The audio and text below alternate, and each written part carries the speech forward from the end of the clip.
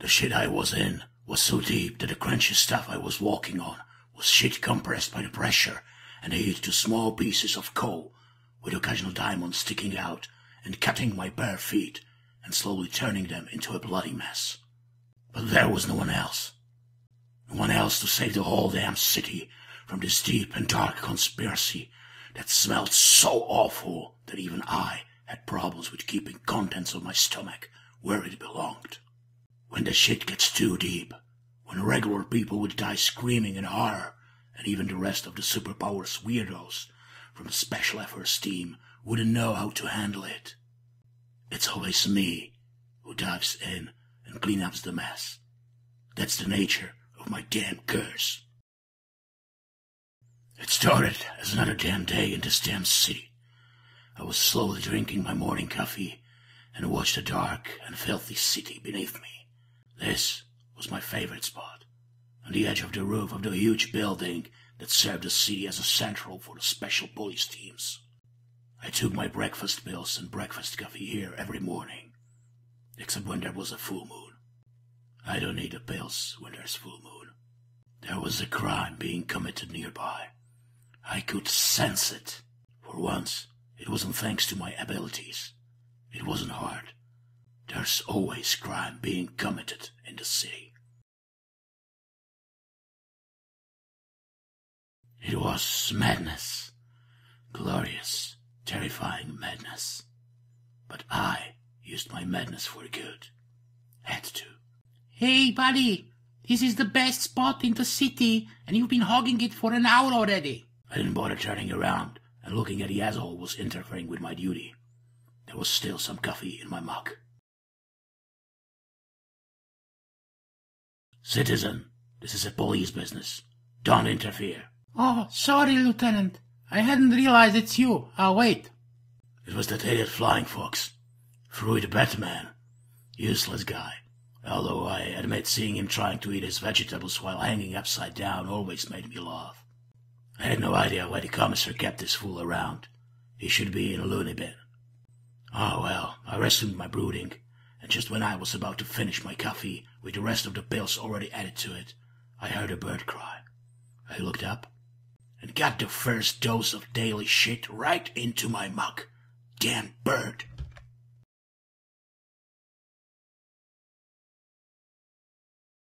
Maybe. Oh yes, great idea. I need to take the dump anyway. Why not be like bird?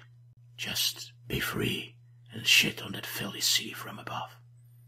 How would it feel? No, my honor, I cannot shed what remains of my dignity. I shook my fist at the bird one last time. I was thinking about calling one last insult after it when I heard a wary voice speaking behind me. Lieutenant? I sighed and turned around.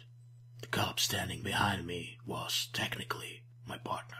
If you finished your coffee, maybe we should go back down. There was a call about some disturbance. Might be a case for you, sir. All right, duty calls. Lead the way, Grammar. And so we went down from the roof, leaving it for a bunch of freaks, some of them, technically, my colleagues, to take their turn at watching over the city. Lieutenant, I have to ask, since I saw you on that bird, this is one of your bad days, isn't it? Grammar, you should know by now that I have only two kinds of days. Bad and badder. Better? You mean better? Or worse? Grammar, I admit your help is useful when I have to finish reports for the commissar, but right now, keep silent, please. Sorry, Lieutenant. Really bad day, then. Well, maybe the case will lift up your mood. I felt a moment of panic when Grammar led me to the team dormitory, to the room belonging to the Pink Velvet. Has something sinister happened to that poor girl? Ah, Pink Velvet. I've been on a few cases with her.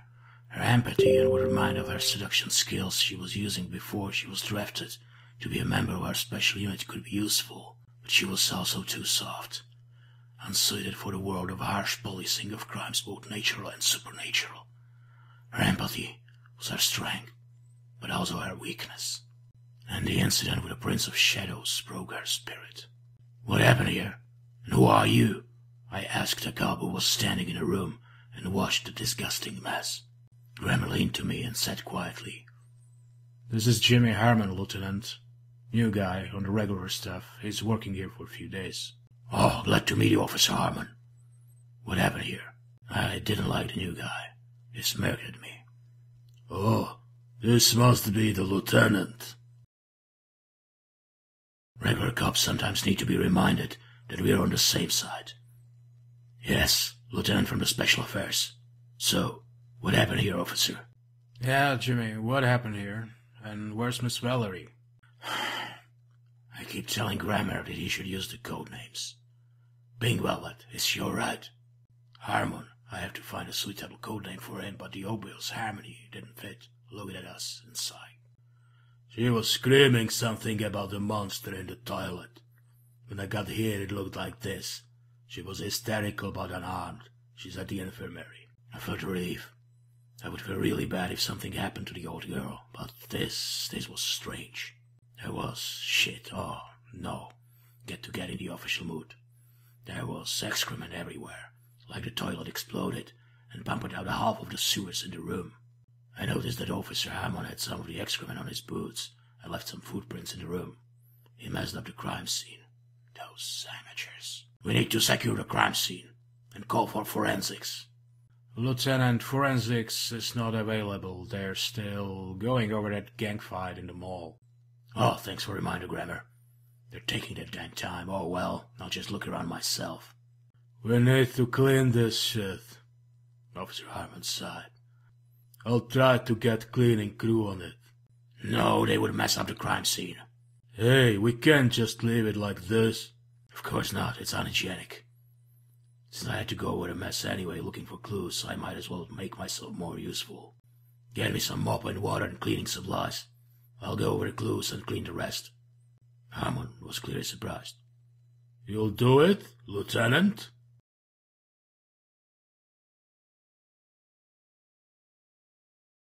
"I swore to keep the city clean. This applies too, although usually I deal with the supernatural crimes." Okay, you say so. I'll go check the closet in the hall." Officer Harmon laughed. He exchanged some weird look with Grammer, but I ignored it. I was concentrating on the clues, or rather, lack of them. I couldn't sense anything extraordinary except powerful smell of regular excrement.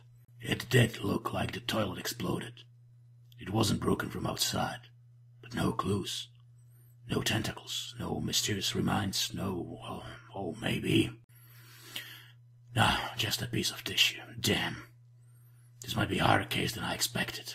When Officer Harmon returned with the cleaning supplies, I already decided that I've seen everything that could be seen or sensed, so I got to work. "Like good old times," I muttered. "Well, you look like you know how to handle these." Harmon was smirking again. "Oh, you don't know my origin story? I was a cleaner once in my previous civilian life. In a circus, this is nothing." "And what happened?"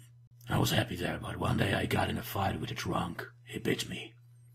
At first I thought nothing about it. I was bit by half of the circus animals. But when the full moon came, I suddenly felt weird urges." "Oh, ho, ho, ho. So you're telling me you're a werewolf?" "Of course not. But science doesn't have a clear answer to what exactly happened to me.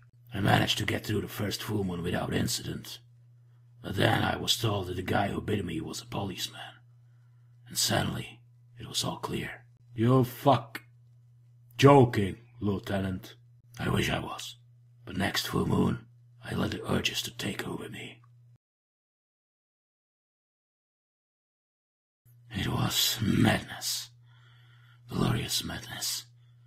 But my insanity during the full moon was used for a good cause. "So you're a Werecop?" "That's my code name."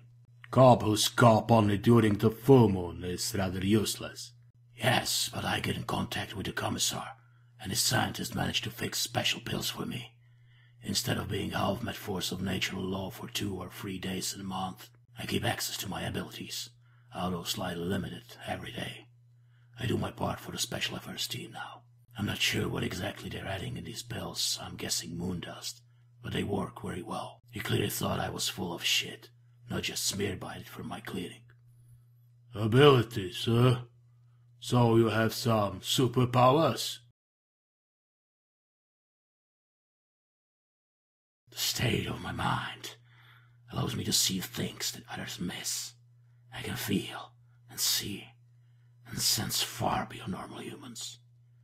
It makes me look a bit mad, but there's a method in my madness. And apart from that, you're pretty good at cleaning. Okay, sorry, Lieutenant, if I seemed hostile to you before. I can see you're a really good and useful guy. Apology accepted, officer. Now, I don't think I can do much more here, so either I should interview Miss Pink Velvet, or maybe, yes. This clearly calls for an expedition to the sewers. Lieutenant, I doubt that the boss would let you lead another expedition to the sewers. Not after what happened last time. I wasn't happy that Grammar reminded me of that incident, but it was true. I'll need something more to persuade him and the commissar. But we need to check it. It's time for regular alligator counting anyway. What, the alligators? Alligators in the sewers? I had a sense that Harmon was actually scared. Don't worry, there's not much of them there. Baby kaijus love their meat and keep their population under control. Baby what? This guy wasn't clued in at all. Huge fire-breathing lizards, also called Godzillas or Gojiras. But those babies in the sewers are tiny. They're no threat to a well-trained and equipped officer. So Godzilla destroyed this toilet? No, I don't know what happened. I couldn't find anything that would hint most common sources of incidents like this. No tentacles, no scales, no sulfur smell. I'm afraid, and I really hope that I'm wrong, that we might be dealing with the shit fairies here. They both stared at me at slack-jawed. Glamour clearly needs to spend some more time in the Forbidden Library. Come on, you know about tooth fairies, right?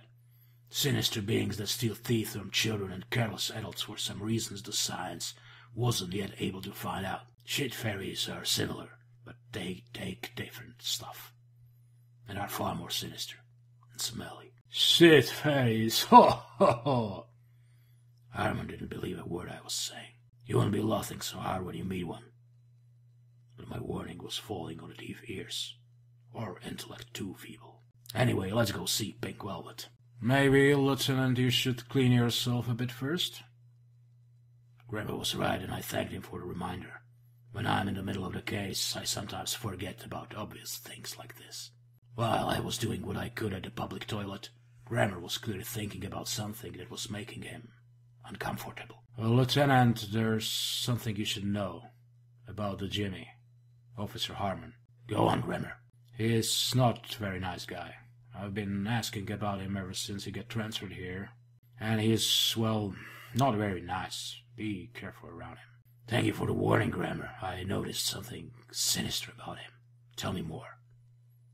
He was silent. Tell me more, damn you. Don't keep me half-informed. Well, the guys who work with him, the best they could say about him is that he's a lying sack of shit disguised as a human that will backstab you first chance you give him. Grammar, man, you just described a shit fairy. Lieutenant, he's not a shit fairy. He's just scumbag. You did well to warn me, Grammar. If there's a shit fairy trying to infiltrate our station. Lieutenant, sir, please. It's just a figure of speech. Don't do anything stupid. Please. Don't worry. You know me. I won't act without sufficient evidence. Presumption of innocence and stuff like that. Oh, I'm going to have so much fun with Officer Harmonio's shit fairy. Yes, this will be my biggest case. Grammar was clearly depressed. He was afraid that I'll do something hasty. And I had my suspicions about him. I was sure that the commissar assigned him to me to keep me out of trouble. Sometimes it pissed me off, but I had to admit that having Grammar on my side as a sanity check saved me from doing something irresponsible once or twice. Grammar, don't worry. I won't do something stupid. Unless I'll have some strong reasons to do so. Now, let's go interview Pink Velvet. I didn't get to interview Pink as she was under medication. Instead, I was the one being interviewed. The commissar was already there talking with the doctor. and when he saw me, he suddenly looked like he had a serious case of indigestion. What are you doing here, Mr. Caliber? I came to interview Pink Velvet. I need her testimony if I'm to solve this case, sir. Case? There is no case, Mr. Caliber. Just clogged pipes, an accident that scared that poor woman. All we have to do is clean the mess in her room. Already did that, sir. Oh, you did? Thank you, Mr. Caliber. You're welcome, sir, but, sir, clogged pipes? It can't be that simple. Mr. Caliber, not everything that happens around is a case that needs solving. We've been talking about this. Lieutenant here thinks that the shit fairies did it. Harmon was lucky that I was a fellow officer of the law. Although under suspicion of being a shit fairy, he was a regular civilian. I'd be sorely tempted to explain him some facts of life, like why I always have PB, Plan B, police brutality. What? Damn it. You're looking for an excuse, again, to lead an expedition to the sewers, is that right? It would be helpful, sir, but I'm guessing you're against that. Yes, listen, this is serious. I was going to talk to you about it, but since you're here... Mr. Caliber, Lieutenant, you have 48 hours. Thank you, sir. I'm not sure if it'll be enough time to solve the case, but I'll give it my best. I'm not talking about case. I'm talking about you. Look at yourself, man. You're a mess. Sir? Dr. Horvath will be coming day after tomorrow to make another evaluation. Oh, shit. The shit I was in was getting deeper and deeper, but not literally, but figuratively, and it was much worse. Sir, you said I don't want to go to the university hospital. You yourself said that I'm useful here. Yes, you are. If the rest of my staff was as helpful and diligent as you are a hero, but... Hero? Him? Oh, please, let him be the shit fairy so I can execute him in a very painful way. I admit I was a bit surprised when Commissar stood up and pointed his finger at Officer Harmon. Yes, he is. He might be mad, well, he definitely is. But he saved lives of people here several times, including Miss Valerie and mine, when we had an accident with convict from Max Security who got away and took several people hostage. Mr. Caliber's actions were heroic. You will be respectful to him at all times. Unless I order you otherwise, Mr. Harmon. Is that clear? I still say that Prince of Darkness should be executed at once. I shouldn't have muttered that as Commissar promptly pointed his finger at me. Silence, Mr. Caliber. If Dr. Horvath declares that your condition is not under control, although I keep assuring him that it is, you will be transferred away to his care. Horvath was a regular mad scientist. He wanted to know how my powers are working.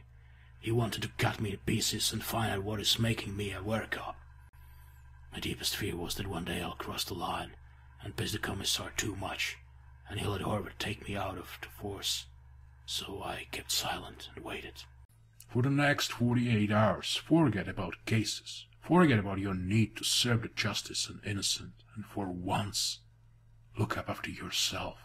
Man, you deserve a break, don't you think? Read a book, watch TV, do something for fun, that's in order. No investigation, no cases. You're now on vacation. Yes, sir. Why are you barefoot? Where are your boots? I was sure that the truth won't be the best answer, so I decided for a little while I don't need boots, sir. I found out that they're blocking my connection with the city. It's technically not the lieutenant's fault, sir. Grammer stood to my rescue, but it would be better if he kept silent. The lieutenant was helping me with the Red Witch, Miss Rusalski. She was attacking people, threatening to place a curse on them. The lieutenant here managed to calm her down. I reminded her that she'll be punished if she breaks the law, and I was ready to punish her. But she decided to have a last word when Grammer was leading her away, and she cursed my boots as a revenge. I cannot risk wearing them anymore, sir. They itch. Mr. Caliber, You get new boots, now leave. Go relax, get ready for your evaluation. No cases, is that clear? Yes, sir. You, Mr. Graham, stay. I need a word with you. It wasn't eavesdropping. I wasn't listening behind the door, I was just standing there. I can't help that my senses are super sensitive, and I heard what was being told in the infirmary. Mr. Graham, I thought my orders were clear. You're to keep an eye on Mr. Caliber.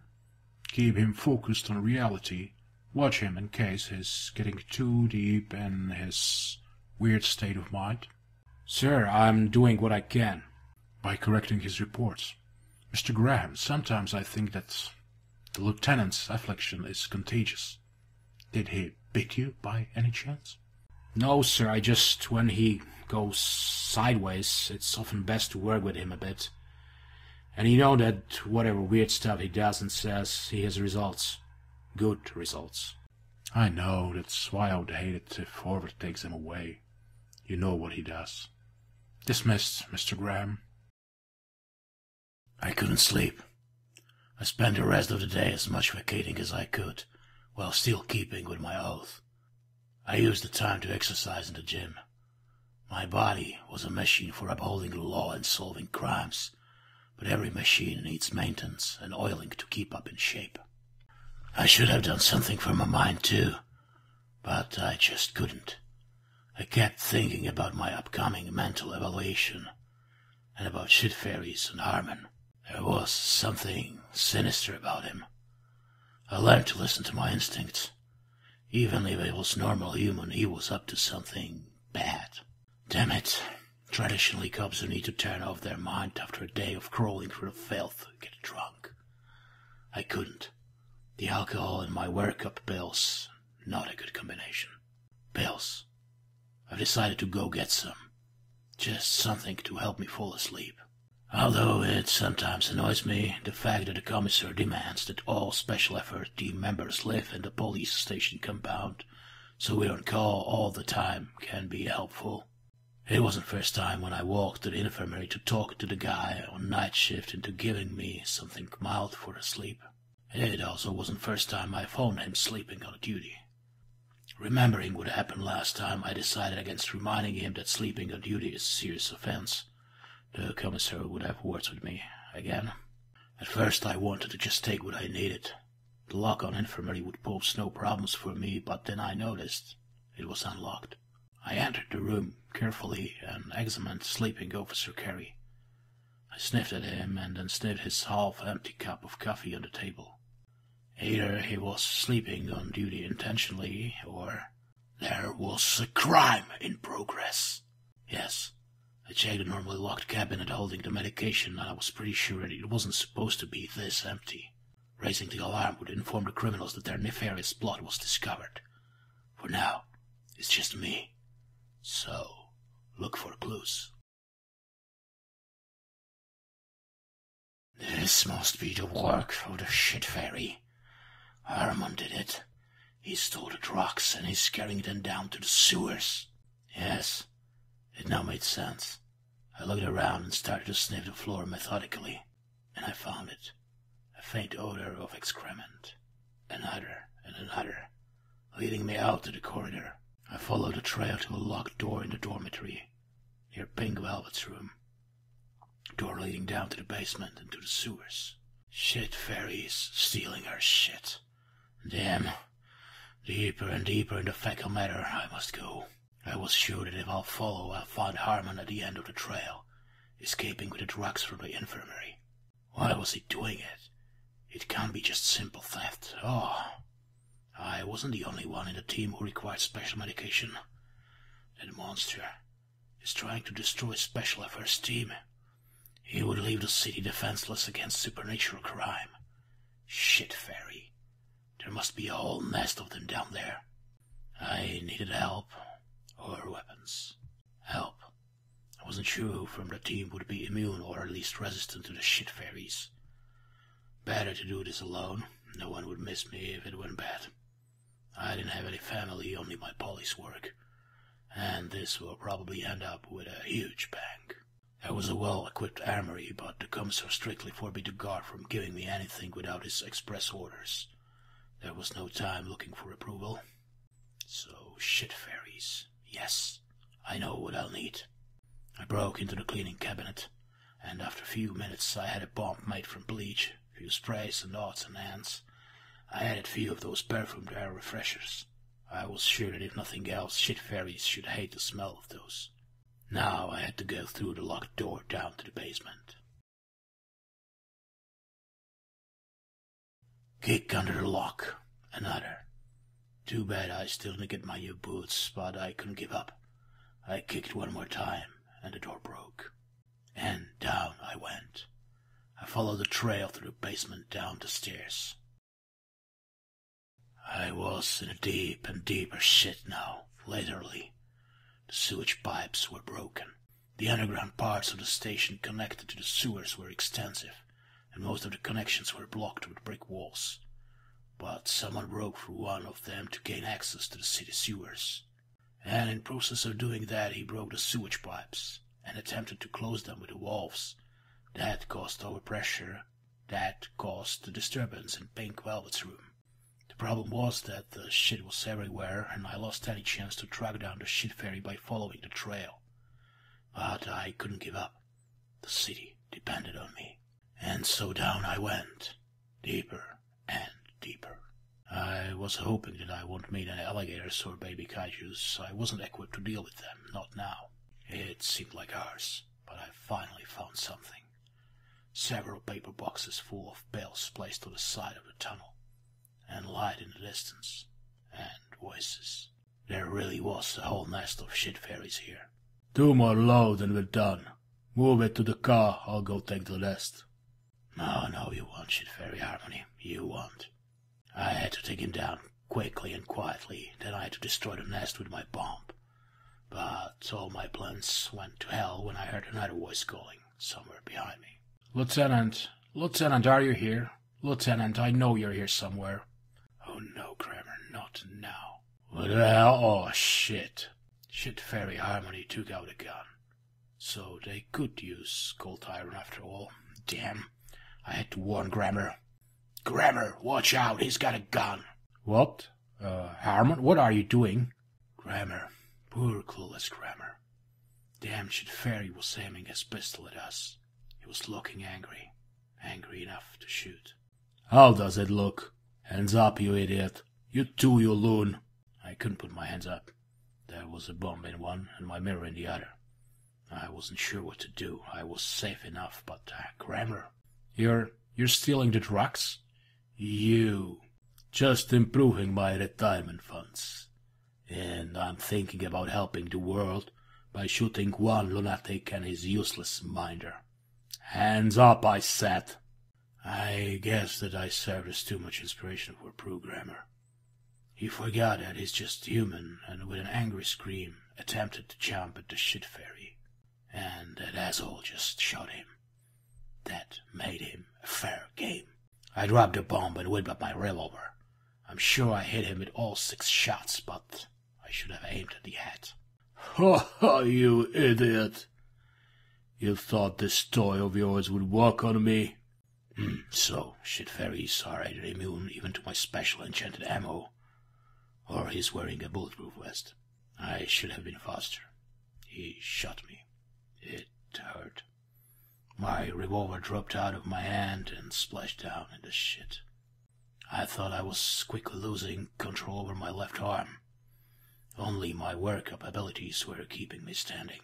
I wanted to save the bomb for the nest, but there was no time. Grammer was still alive, wheezing behind me, and he either bleed out or drown in shit. I moved so fast that the threads in my coat snapped. I picked a bomb, dropped the mirror, and tore the fuse. Eat this, you shit fairy asshole. The explosion was loud. It smelled like bleach and perfume. It blinded him and stunned him. I was disappointed. True, it was quick and simple, but I expected more. Shit, I'm out of here. The other shit fairy was running away. I'll track it down later. First I had to disarm the one in front of me. Quickly. I was bleeding. I did what I almost never do. I let my madness course through me, through my eyes, into his. He stared at me for a moment, and then he started screaming. Maybe it was the tentacles and pain and madness I was showing him. Maybe it was me kicking him in his balls while I was paralyzed for a moment by my stare. It doesn't matter. He was screaming. It was like music, like an orchestra of demented, insane voices singing in pain and despair. He was no shit fairy. Just an evil man, thief and would-be murderer, masquerading as a man of law, insulting Lady Justice by his existence. I am ashamed to admit that I would have killed him if not for Grammar, who was slowly drowning in the sewer shit in his own blood. If not for Grammar, I would have committed murder. Again. It was hard, very hard, but I managed to drag wounded Grammar and unconscious Herman back to the station. Grammar almost died on me. I didn't let him. He was my partner. It was rather confusing at the end. I was running on fumes, but I did it.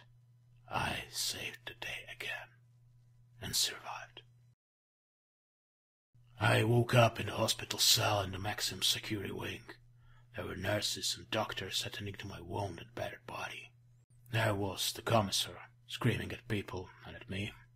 Then I was given something to sleep. I woke up sometime later, locked in the secure cell. The nurse came in and told me to take it easy and rest. She smiled at me, but she refused to give me pen and paper. Said that the doctor ordered strict bed rest. At least she told me that Grammar was stable and alive.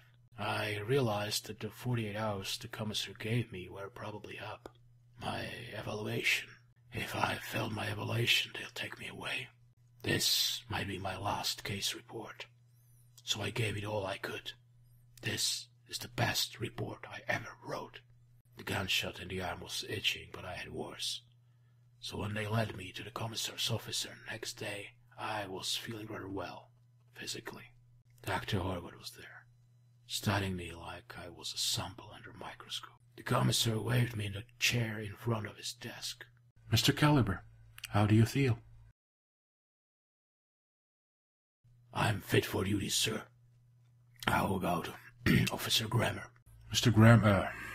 Graham is well enough. He'll be released soon. He sends you his regards and his thanks. Oh, I'm glad to hear that, sir. You saved the life of one of people under my care. Again. You stopped a crime. Again. Thank you, Mr. Caliber. Just doing my job, sir. This is for you.